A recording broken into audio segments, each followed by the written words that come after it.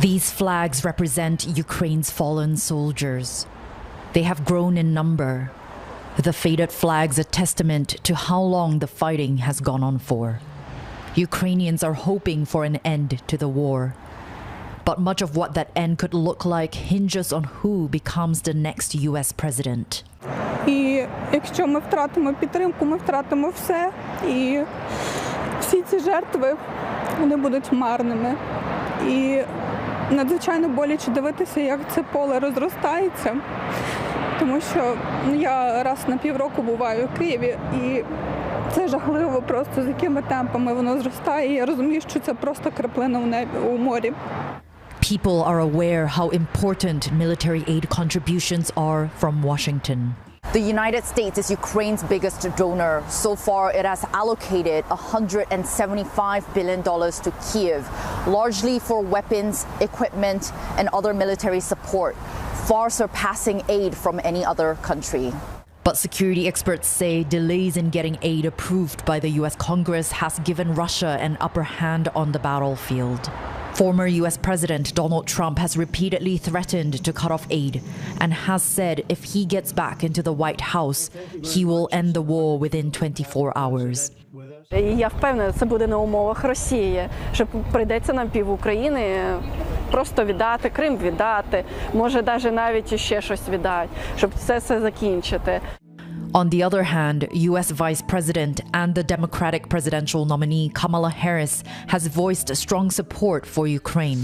If we stand by while an aggressor invades its neighbor with impunity, they will keep going. She has slammed Trump's plans as nothing more than surrender to President Vladimir Putin. Very good relationship with President Putin.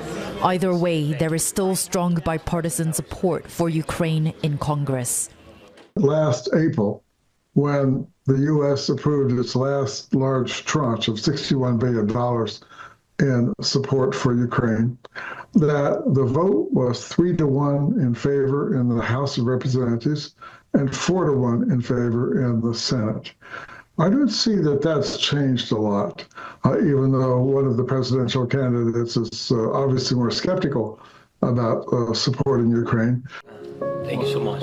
President Volodymyr Zelensky presented a new victory plan to President Joe Biden on his recent trip to Washington that he sees as critical for tipping the war in Ukraine's favor. Security future in the EU and NATO. He sought the promise of future NATO membership and requested the use of long-range missiles to target Russia's industrial complex, something Biden has denied, saying it would risk further escalation. The US president has not endorsed the plan, but plans to disperse all remaining funds allocated for Ukraine before he leaves office. I'm proud to announce a new $2.4 billion package of security assistance. As Zelensky scrambles to shore up as much support as he can before the elections, Ukraine is also ramping up production of its own weapons. Із дронів, які ми зараз в Україні здатні виробляти щорічно 4 мільйони і вже більш ніж 1,5 мільйона законтрактовано. Вже застосовуємо абсолютно новий клас української зброї. But it is still no match to what the US is able to offer. And while Ukrainians know the choice of US president is not in their hands, many still cling to hope. According to the Pew Research Center poll, it's just like a couple months ago, 49% of Americans either support the current level of assistance to Ukraine or they believe it's not enough. And it's 31% of Americans that believe it's too much. So we have almost half of Americans supporting continuation of assistance and other things to Ukraine. And I believe that it will play a factor if Trump is elected.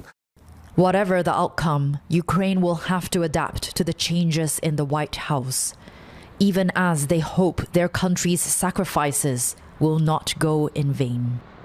Megumi Lim, CNA, Kyiv.